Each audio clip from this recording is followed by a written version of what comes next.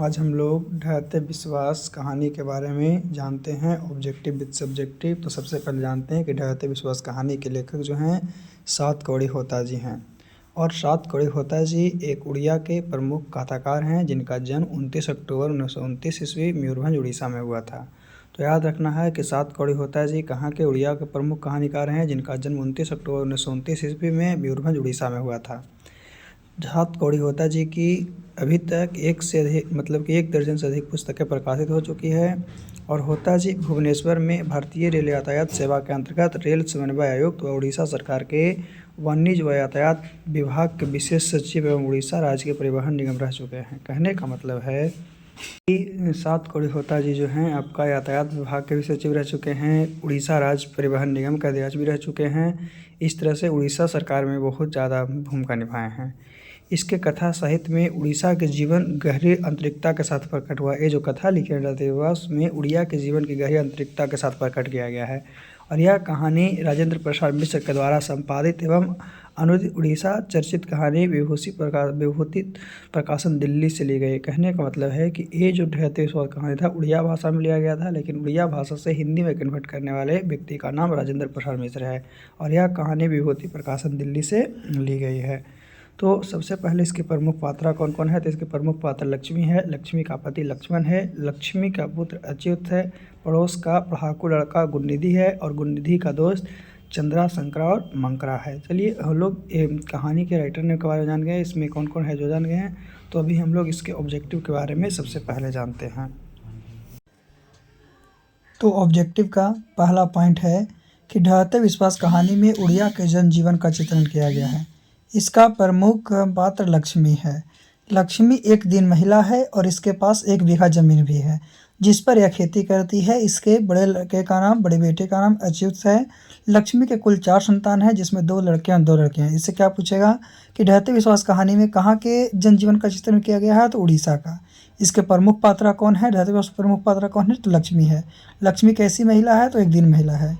लक्ष्मी के पास पूर्वजों का कितना ज़मीन था, तो लक्ष्मी के पास पूर्वजों का 1 बीघा ज़मीन था जिस पर वह क्या करती थी, खेती करती थी। लक्ष्मी के बड़े लड़के का नाम क्या था, तो लक्ष्मी के बड़े लड़के का नाम अच्युत है।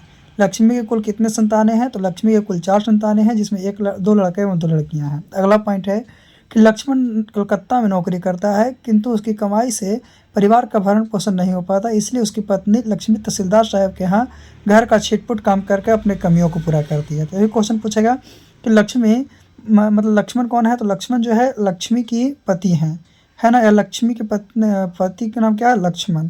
उनकी कमाई से घर नहीं चलता, वो किसके यहाँ काम करती है, तो तहसीलदार के यहाँ काम करके अपने जीवन को चलाती है। फिर ढहते विश्वास कहानी में महानंदा नदी के दलई बांध के टूटने पर भयंकर बाढ़ आती है।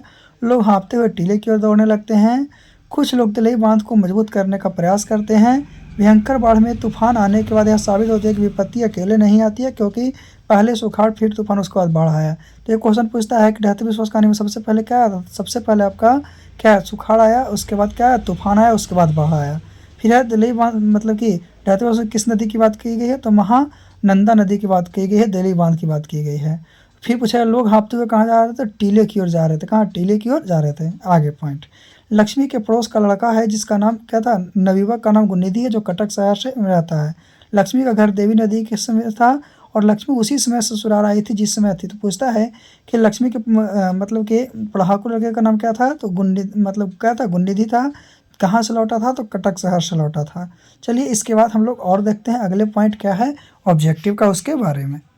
अगला पॉइंट क्या है कि बाढ़ की भयंकरता के कारण लोगों की खुशी तुरई के फूल की तरह मुरझा गए। चारों तरफ हाहाकार मचा हुआ था।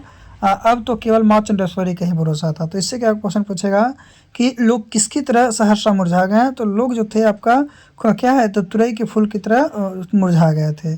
फिर है कि अब किस पे भरोसा था, तो माँ चंडेश्वरी पर ही केवल भरोसा था। फिर है कटक से लौटा गुणनिधि महानदी की इस बांध की सुरक्षा के लिए गांव को स्वयं सेवी दल बनाकर बांध की सुरक्षा में संलग्न थे। यानी कटक से जो लड़का लौटा था तो पूछा क्या कि कटक से लड़का लौटा का नाम क्या था, गुणनिधि था। वो क्या कर रहा था, तो गाँव को लोगों को इकट्ठा करके स्वयं सेवी दल बना रहा था और बाढ़ की पानी को रोकने का प्रयास कर रहा था। फिर है बरगद की शाखाएं इधर उधर डोल रही थी। पेड़ के नीचे देवी का थान बारिश से भीग चुका था। साल में एक बार चैत के संक्रांति को इसी टीले पर मेला लगता था। देवी पर बलि चढ़ाई जाती थी। आसपास के गांव के लोग इकट्ठे होते थे, खरीद बिक्री होती थी, नाच गाना होता था। उस वक्त टीले पर चढ़ने वाले लोगों के चेहरे पर रौनक रहती थी। तो पूछेगा कि देवी के नीचे मतलब पेड़ के नीचे किसका थान था? देवी का थान था। किसके कारण भीग चुका था? तो बारिश के कारण। साल में किस समय यहाँ पे मेला लगता था? तो चैत्र संक्रांति के समय लगता था। और इस समय देवी पर क्या की जाती थी? बलि चढ़ाई जाती थी। और उस समय जो लोग वहाँ मौजूद रहते थे उसके चेहरे पर एक रौनक रहती थी। तो इस तरह से ढहते विश्वास कहानी के आपका प्रमुख ऑब्जेक्टिव है। अब इसमें सब्जेक्टिव क्वेश्चन की बात करते हैं तो देखते हैं कि सब्जेक्टिव क्वेश्चन कौन कौन है। तो सबसे पहला है कि लक्ष्मी कौन थे, उसकी पारिवारिक परिस्थितियों का वर्णन कीजिए। कहानी के आधार पर प्रमाणित करें कि उड़ीसा का जनजीवन बाढ़ और सूखा से कैसे प्रभावित रहा है। फिर है कहानी में आए बाढ़ के दृश्यों का चित्रण अपने शब्दों में कीजिए। फिर है लक्ष्मी के व्यक्तित्व पर विचार कीजिए। फिर है बिहार में जनजीवन भी बाढ़ और सूखा से प्रभावित होता है, इस संबंध में आप क्या समझते हैं। तो ये 5 क्वेश्चन है इस लेसन के। चलिए हम लोग एक एक करके जिसमें जो इम्पोर्टेंट है उसका क्वेश्चन आंसर भी आपको बता देते हैं। तो पहला है कि लक्ष्मी कौन थे, उसकी पारिवारिक परिस्थितियों का चित्रण कीजिए। तो लक्ष्मी जो थी ढहते विश्वास कहानी की प्रमुख पात्रा है। उसका पति लक्ष्मण कलकत्ता में नौकरी करता है। पति के द्वारा प्राप्त राशि से उसका घर गृहस्थी नहीं चलता है, तो वह तहसीलदार साहब के घर में काम करके किसी तरह से अपने जीवन को यापन करती है। पूर्वजों के द्वारा छोड़ा गया 1 बीघा खेत है, किसी तरह लक्ष्मी ने उस पर खेती करवाई है और वर्षा नहीं होने के कारण क्या है कि अंकुर जल गए हैं, कहीं कहीं धान सूख गए हैं। एक तरफ सूखा, दूसरी तरफ लगातार वर्षा से लक्ष्मी का हृदय कांप उठा है और उसे बाढ़ का भयावह दृश्य नजर आने लगा। ये लक्ष्मी थी, लक्ष्मी की पारिवारिक स्थिति था। फिर है कि कहानी में आए बाढ़ के दृश्यों का चित्रण अपने शब्दों में प्रस्तुत कीजिए।